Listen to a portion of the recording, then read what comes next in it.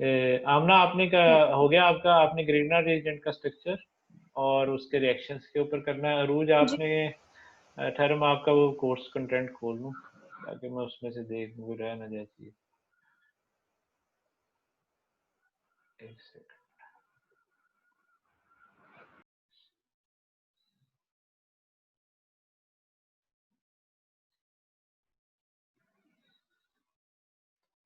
अच्छा, रोज आप कर लें इस पे स्टीरियो केमिस्ट्री पे,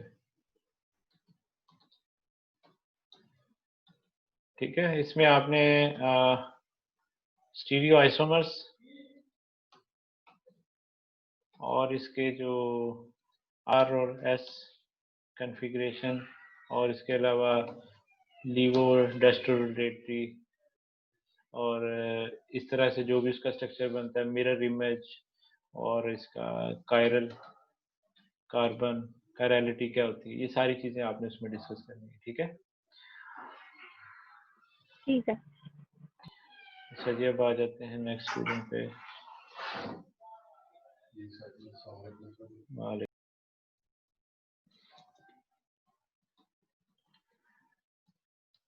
रुश्मा आप कर लें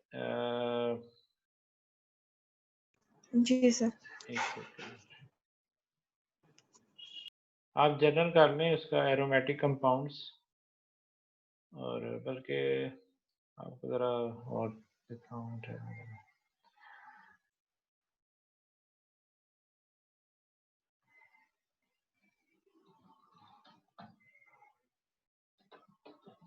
एंड बेंजीन स्ट्रक्चर, आपने बेंजीन का स्ट्रक्चर डिस्कस करना है, ठीक है। ये बड़ी आसान सी है, ये जी एफएससी सर। लेवल की है। और एरोमेटिसिटी क्या जी होती जी है, एरोमेटिक कंपाउंड्स का मतलब क्या है, एरोमेटिक कंपाउंड्स कैसे बनते हैं, इस पे करना आप। जी जी और सर दोनों की स्ट्रक्चर्स और उनकी नहीं, बेंजीन डिस्क्रिप्शन वगैरह देनी बेंजीन है, भी एरोमेटिक में ही मतलब आती है ना। डेफिनेशंस और जो भी इनमें आता हाँ जी, बेसिक सा है उसका, इतना ज्यादा नहीं है, जब आप करेंगे है। तो जी आपको समझ आ जाएगा। लास्ट टाइम ये टॉपिक निम्रा के पास जी था। जी चलो ठीक है। निम्रा ओके आप सर। आप कर लें इस पे।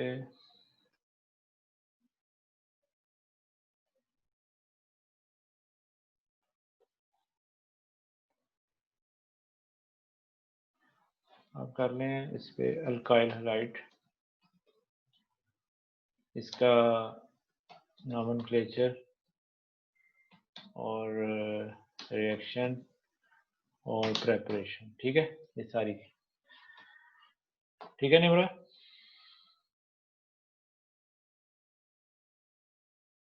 जी सर ठीक है। ओके। अच्छा सर, वो मैंने ना आपको मेल की थी, सैटरडे को मैंने मेल कर दी, लेकिन मैंने रिकॉर्ड करके नहीं थी सेंड की, हाँ, क्योंकि रिकॉर्डिंग भेज सर दें मेरे मुझे। पास। सर फिर मैं 2-3 दिन तक भेज दूँ, क्योंकि मैं तो टैबलेट से करती हूँ ना, क्लास वगैरह लेती हूँ, और मैंने टैबलेट भी बनाई थी, तो लेकिन उस क्या, पर ऑप्शन नहीं है ये रिकॉर्डिंग का। चलें वो आप देख लीजिए, 2-3 दिन में जैसे भी बना के भेज।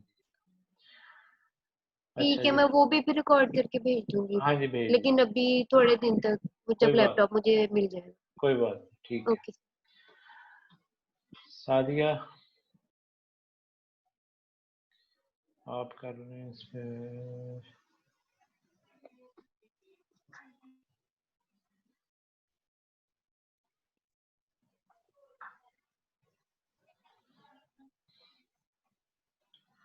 आप सादिया इजी सा टॉपिक है, डाइपोल मोमेंट, ठीक है, इसके ऊपर कर लें। Okay sir.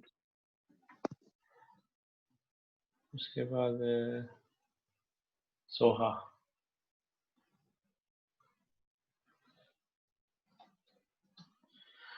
सोहा आप भी कर लें इस पे।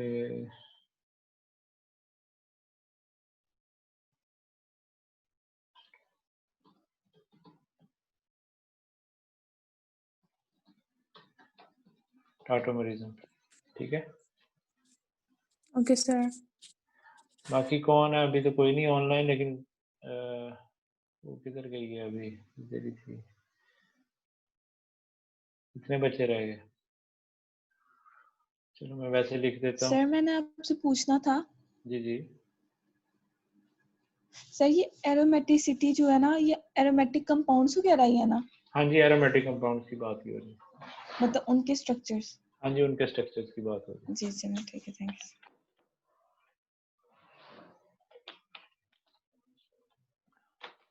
बाकी क्या किधर गए अभी? वो इधर ही थी, वो कौन क्या नाम था जिससे मैंने प्रेजेंटेशन का पूछा था? क्या? रिबना रिब। हाँ, रिबना, हाँ।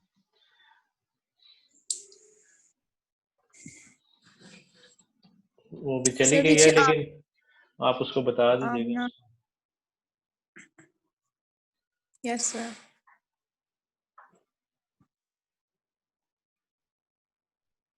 रिबना कर ले हाइपर कंजुगेशन। अच्छा जी, और कौन है बच्चा आपके साथ? सर नवेरा है। हाँ, वो भी नहीं आई, वो तो आ जाती होती है। सर पता नहीं, नवेरा है, माहम भी है। हाँ, माहम का भी है, उसका भी दे देता हूँ। नवेरा को दे दें आप।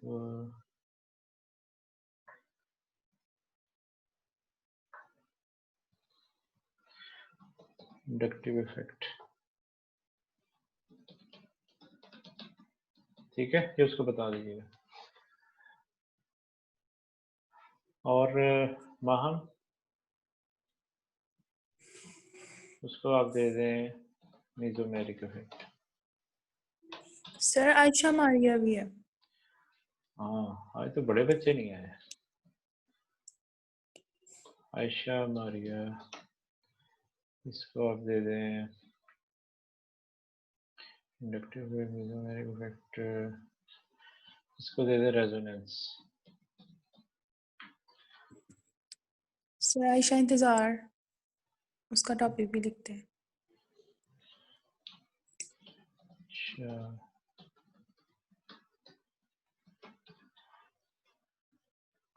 ये मैं दे देता हूँ।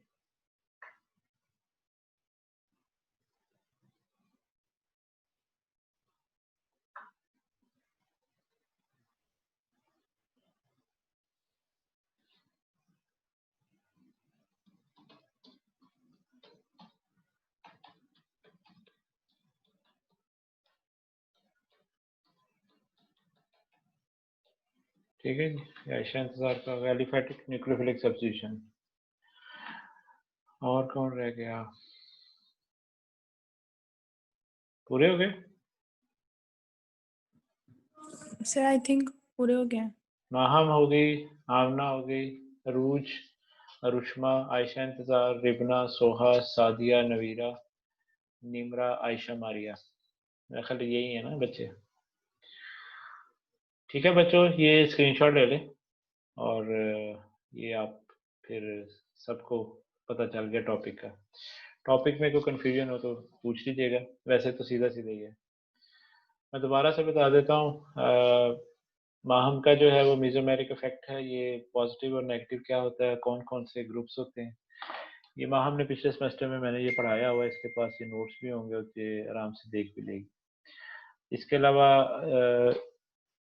आमना को मैंने ग्रिग्नार्ड एजेंट का स्ट्रक्चर बताया, आपने उसका बताना है कि आयनिक और कोवलेंट करैक्टर कैसे है, बनता कैसे है, इसके इफेक्ट्स क्या हैं और किस साइंटिस्ट ने बनाया था, कब आया था, थोड़ी सी हिस्ट्री बता दें। रूज, आपने स्टीरियो केमिस्ट्री में आपने उसका आइसोमर्स, उसका जो रोटेशन है, पहले तो आपने प्लेन पोलराइज्ड लाइट का बताना है, ये आपको मैंने लास्ट सेमेस्टर में सारा पढ़ाया हुआ है। उसके बाद आपने बताना है जो क्लॉकवाइज और एंटी क्लॉकवाइज रोटेशन है, वो आपने सारी इसमें एक्सप्लेन करनी है। रुश्मा, आपने एरोमेटिक और बेंजीन स्ट्रक्चर का बताना है, एरोमेटिसिटी क्या होती है, एरोमेटिक कंपाउंड्स की स्मेल कैसी होती है, फिजिकल प्रॉपर्टीज कैसी होती है और किस तरह से ये बनते हैं और इनके रिएक्शंस क्या होते हैं, प्रेपरेशन और रिएक्शंस को भी आपने लिखना है। आयशा इंतजार का एलिफेटिक न्यूक्लियोफिलिक सब्स्टिट्यूशन रिएक्शन के बारे में लिखना है, इसमें इसने SN1 SN2 रिएक्शंस भी लिखने हैं और पूरा न्यूक्लियोफिलिक सब्स्टिट्यूशन को एक्सप्लेन करना है अच्छे तरीके से। आयशा मारिया रेजोनेंस का बताएगी, रेजोनेंस स्ट्रक्चर कैसे बनती है, रेजोनेंस कैसे होती है, ये एरोमेटिसिटी से रिलेटेड चीजें हैं, तो लेकिन चूंकि टॉपिक अलग है इसलिए मैंने अलग दिया है। निमरा, अल्काइल हलाइड ये कैसे बनते हैं, कैसे इनके रिएक्शंस क्या होते हैं और इनका नॉमेनक्लेचर हम कैसे डिस्कस करते हैं। नवीरा, आपने इंडक्टिव इफेक्ट जो पॉजिटिव होता है, नेगेटिव होता है, इलेक्ट्रॉन विथड्रॉइंग ग्रुप क्या होते हैं, इलेक्ट्रॉन डोनेटिंग ग्रुप क्या होते हैं, उनके साथ इसका कैसे इम्पैक्ट होता है, इलेक्ट्रॉन को किस तरीके से ये इंडक्टिव इफेक्ट होता है, वो सारा आपने एक्सप्लेन करना है। साथ ही आपने डाइपोल मोमेंट बताना है। डाइपोल मोमेंट में आपने इसकी बतानी है कि पोलैरिटी अगर हो कंपाउंड्स में तो कौन से कंपाउंड में डाइपोल मोमेंट होता है, ठीक है। जैसे नॉन पोलर है तो डाइपोल मोमेंट 0 होता है, तो इसको किससे जाहिर करते हैं, न्यू से जाहिर करते हैं, उसको कैलकुलेशन कैसे करते हैं और किस तरीके से हम इन चीज़ों को आगे एक्सप्लेन करते हैं। और सादिया का बता रहा था आपने डाइपोल मोमेंट के स्ट्रक्चर्स हैं, जैसे फॉर एग्जांपल आपका ट्राइगोनल टाइप सा स्ट्रक्चर है, तो कैसे, जैसे मीथेन है तो इसमें अगर आप देखें तो डाइपोल मोमेंट नेट 0 होता है, सारे एक दूसरे को इक्वली पुल कर रहे हैं। डाइपोल मोमेंट है बेसिकली पुल करना, और उसके बाद वहां पर पोलैरिटी जो इंड्यूस होती है ना, उन चीजों की एक्सप्लेनेशन है। इतना बहुत इजी, एक दो पेज का है, 5 मिनट से ज्यादा की नहीं है ये, 5-10 मिनट की ये प्रेजेंटेशन। सोहा ऑटोमेरिज्म आपने एक्सप्लेन करना है, सिंपल, बहुत इजी, बहुत आसान। रिबना आपका हाइपर कंजुगेशन है, ये भी बहुत इजी है, बहुत आसान है, जो मैंने लास्ट टाइम आपको इंट्रोडक्टरी लेक्चर में ये सारी चीजें वैसे ही बता दी हुई है, ठीक है। अल्फा कार्बन क्या होती है, अल्फा हाइड्रोजन क्या होती है, और कैसे हम hyper conjugation, no bond resonance जिसको हम कहते हैं, ये सारी चीजें आपने इसमें एक्सप्लेन कर। कोई क्वेश्चन है किसी का प्रेजेंटेशन से रिलेटेड तो पूछ सकता है, तो ये चीज हमें नहीं और क्लियर सर है क्योंकि ये आसान सी है, आपके सिलेबस से रिलेटेड है। नेक्स्ट वीक से आप लोगों ने ये स्टार्ट करनी है, और आगे ये सारे का सारा आपका वही सिलेबस है। अब ये आप लोगों ने पढ़ाना और सिलेबस करना, ठीक है, ये टोटल है, इसके अलावा कुछ नहीं है हमारे पास जो पढ़ाने वाला। मैंने फिर भी, मैं अगर किसी का कोई चीज़ होगी वो मैं एक्सप्लेन करूंगा।